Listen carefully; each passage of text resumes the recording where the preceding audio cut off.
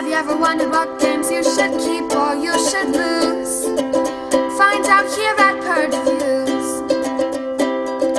Have you ever wondered what games you should sell or you should use? Find out here at Purge Reviews. Find out on our top 10 list what games you cannot miss. Don't forget to subscribe to Purge Reviews.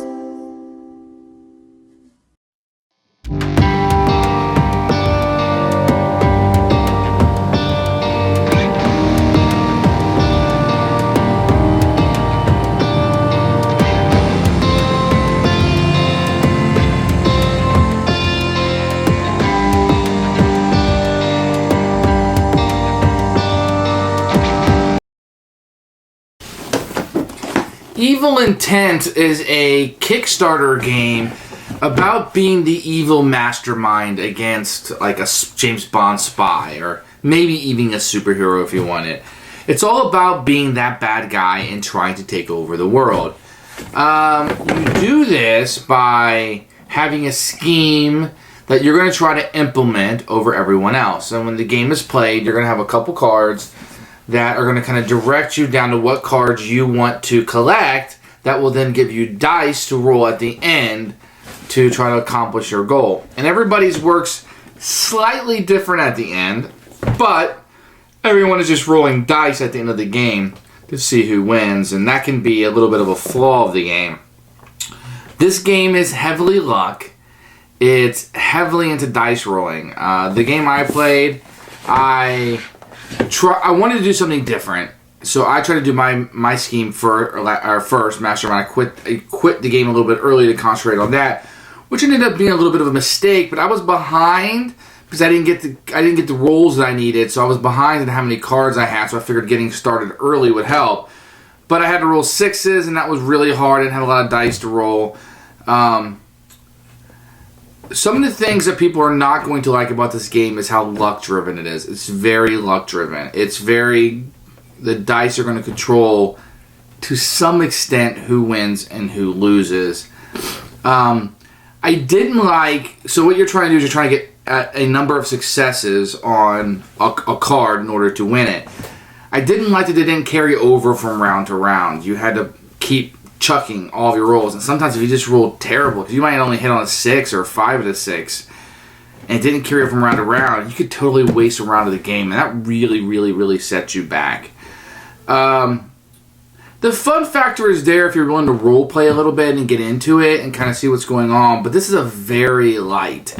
This is almost a gateway game where you're just chucking dice. Now what I like about it, I like the components, the little pieces of minions or whatever it is they're called, henchmen that you get are really nice. The artwork is fantastic. The theme is heads on. It's a Kickstarter, so everything is made really nice. At the end of the day, I just don't feel like there was enough fun here. I feel like it was a missed opportunity. I even have a group of friends I play with that just like luck type games, the Munchkins, the Skullfire, Wizard Duels, the Skullfire. They like things like that, and this still missed. It was a little long for what it was, and it was just repetitive. And when it comes down to it, you may have just all rolled a 6-sided die and see who won before you even played the game. And that's unfortunate. Missed opportunity, neat. I hate to bash it too much. It does have a few good things in it. We found it very useful to get to thwart cards where you're just kind of screwing other people left and right. It has that screwage, which we don't particularly usually like. It does play up to 6. I think it would play rather quickly with 6. You know, what I'm saying is it's not going to add a whole bunch of time to the game itself. But if you're going to play with 6, you're really going to want to be able to keep that pace up pretty good. It's a game that I'm going to pass on. I'm going to recommend you passing on. If it just seems like something fun, then give it a try. Maybe try it at a con or something. It might be a good game for that. Has some good things about it, but the game itself just lets you down. So Evil Intent is definitely going to be a purge.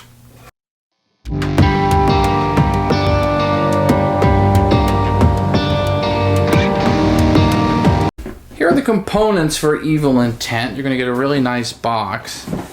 Some pretty good artwork on it. I think on the front of it, it has a really good ambiance to it. I'm going to go on a limb and say this is a Kickstarter game, which I believe that it is. You're going to get a really big, giant rule book. The rules are not very well put together, although it's a beautiful, big rule book. So visually, it's not bad. Just trying to use it can be a little rough. You're going to get a board that folds out into 8 little parts here, I believe. 6, but it folds on weirdly to me. What you're going to see is just a map of the world. You're going to have some card things here at the bottom. You're going to have some movement lines and some numbers at the top that will keep track of the rounds. I think they try to stylize it. I like the yellows, actually. The way it looks is very cool. It's functional for what you're doing. This is going to be your first player marker, which is huge hand with a globe, and really neat. It's their classic yellow that they're going for here. You're going to get a number of these henchmen guys in different colors. They're really neat plastic, so you'll be moving these around the board to try to take over the world. You're going to get this as money, just kind of generic cardboard.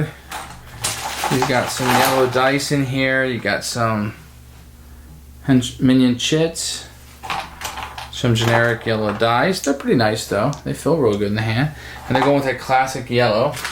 You're going to have a number of these chits. I'm not going to pull them all out, but there is a lot in this game.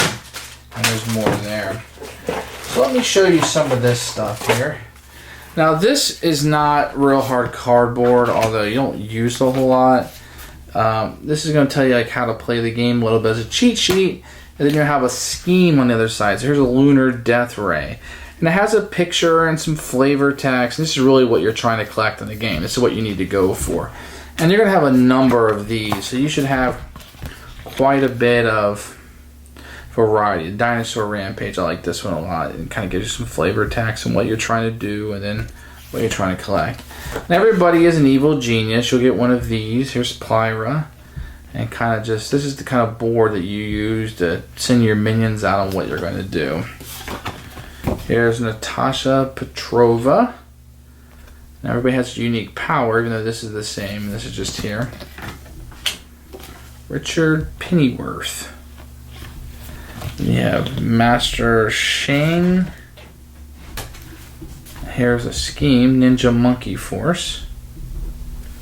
So the game goes for humor. Claude Dune, he's a mummy. Clone the world leader. So a lot of these things you may have seen in James Bond. Bloodthirsty plants. I had this one. It's really hard to win with that one. Here's zombies, an undead army, of course. So there's a lot of these in the game. You have a lot of different evil geniuses and schemes. They did a really good job of giving you a big variety. You should be able to play quite a few games before you hit those up again. The last component you're going to have is a bunch of cards. Let me kind of show you what these are. The first thing you're going to have is a thwart card. These are the screw you cards. Choose one opportunity on the board. That opportunity requires 6 successes this round. Other cards with special abilities do not change.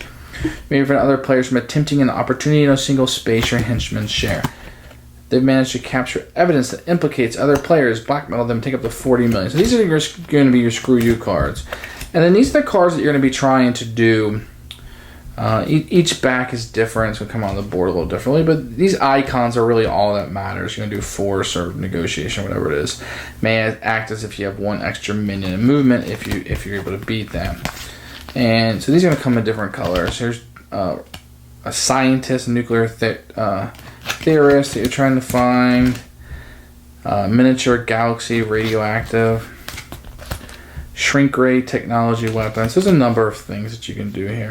Here's some agents that you can get. Agent Douglas, I like the way you move. Douglas right behind you. Everyone move 1 henchman 1 space. It's a screw you game. It's Munchkin with a board and a whole heck of a lot of dice rolling. So that's what you see here. Everything is pretty good. I believe this is a Kickstarter game, and most of those come with really good components. This one does. The only parts that look generic, I think, are the parts that are intended to look generic. That's kind of the style, the minimalist style they're going for. But these schemes are really cool, and you have fantastic artwork. Doesn't necessarily match the rest of the game per se, but I mean it's very humorous artwork, and I like that. I mean the fact that you can bring out a ninja monkey force, and nobody really knows what you're doing in the game until you're like, "Patow, here's what I'm doing," and that's pretty neat. So the components are very good. That's not going to be the problem that you have with this game.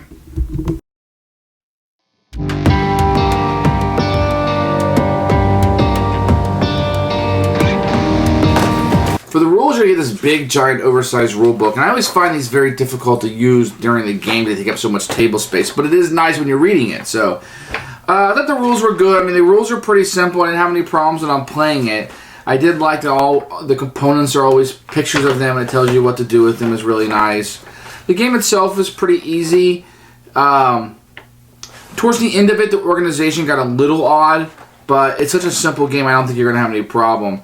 There's just a lot of wasted space. Let me see if I can show you an example. Like, just a lot of wasted space on it, which makes it be so much bigger than it needs to be, but not a huge problem. So overall, I enjoyed the rule book. It's fairly easy, and you'll learn the game with no problem.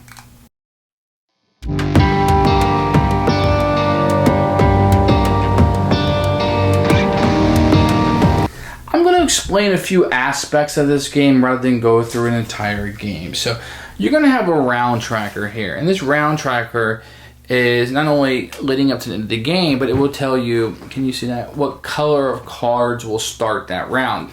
And as these placed on the earth, as you accomplish these cards, that will be out. So you have like cards like this out, and they'll be of different colors. When there's something accomplished at the end of the round, you fill it up, you're going to start with that color. I don't know that makes a whole heck of a lot of difference in the game, but anyway, that's what you do.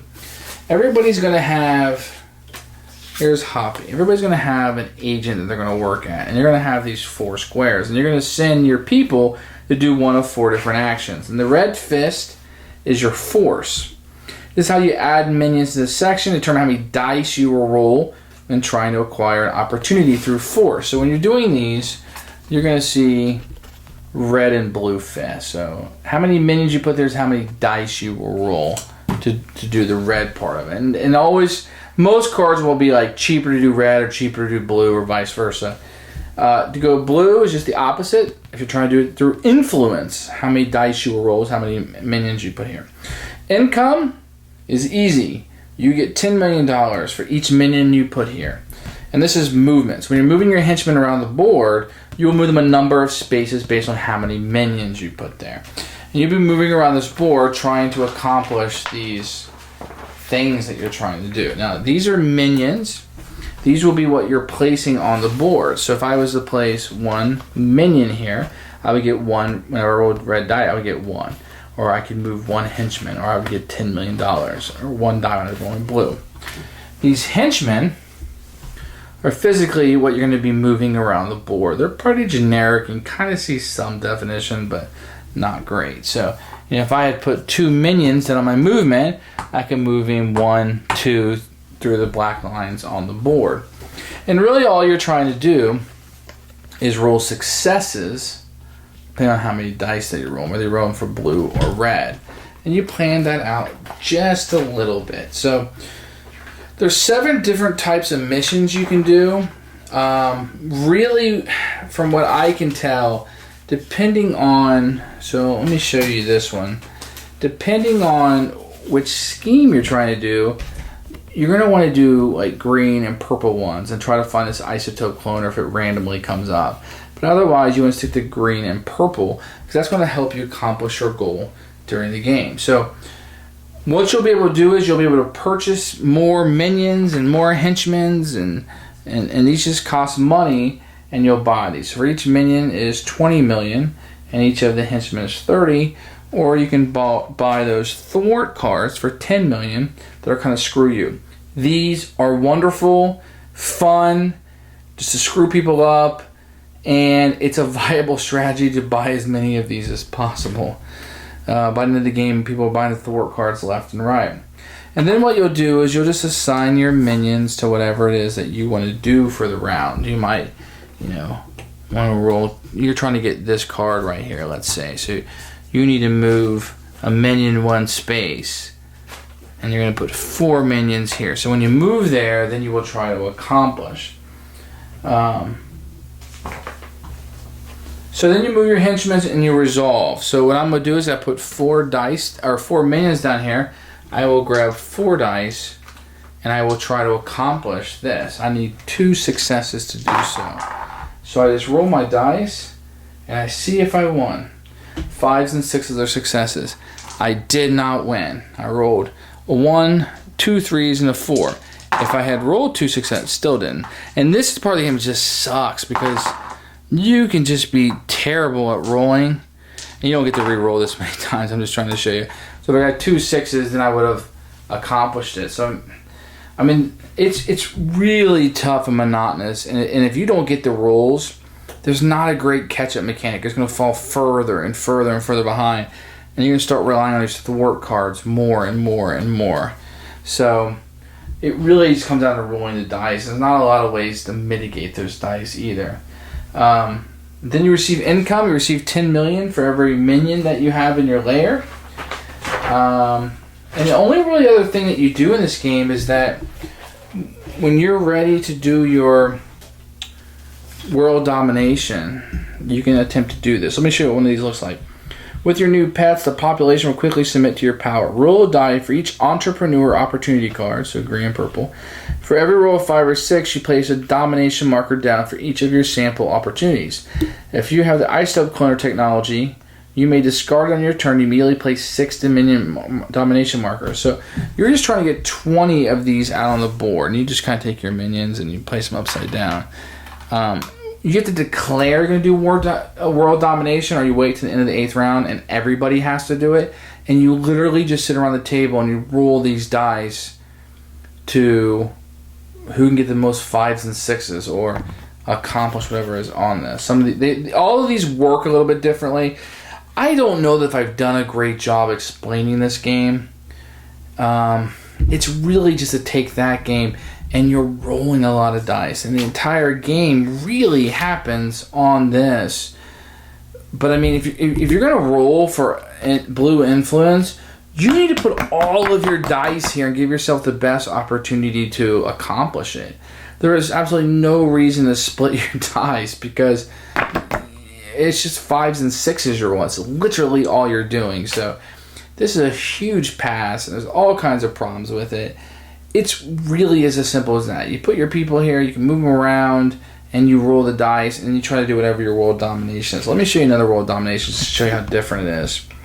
A mistaken evolution, a slight fix to our genetic makeup, a little training, and we have a species worthy of existence. Roll a die for each scientist opportunity card, so every blue one you got. For every 5 or 6, place a domination marker down for each of your technology opportunities. For every technology you have, so you roll dice for each blue you have. On a 5 or 6, you place domination marker for each one of these that you have. If you have the humanized sample opportunity card, you may discard it to place 6. So very similar.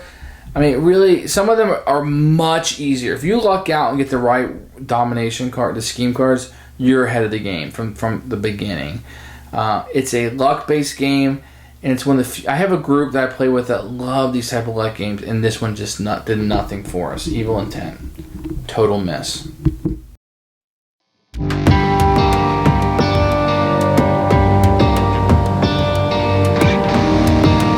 Who should buy this game? I'm gonna limit this to people that, first of all, you really, really, really like this theme of being the bad guy in a James Bond movie, which is super cool. So that starts out, that's going to include a lot of people. You're going to like take-that games. You're going to like luck-driven games, rolling a lot of dice. You're okay losing the game because Lady Luck wasn't in your corner. These are things that are going to have to be in your corner. And I think that this is going to be more for the Munchkin crowd. I think it's going to be more for gateway people. I wouldn't use it as a gateway game because I don't think that they would have the best viewpoint of what games can be. I like that when I show somebody new games that are all coming from the Monopoly and Life and Scrabble world, I like to show them what games can be in a gateway game, so a Stone Age or a Ticket to Ride. This may not cement what a game can be. It may not give the best impression. This is the equivalent of showing up to a first date in sweatpants. You're not putting your best foot forward in a gateway game. Other than that, I think the Munchkin crowd may like this. I think the guys who are just looking to laugh and do silly stuff and bash each other with the Thor cards will like this. Otherwise, serious gamers need not apply. It's not going to apply to you. So Evil Intent will be a purge for me.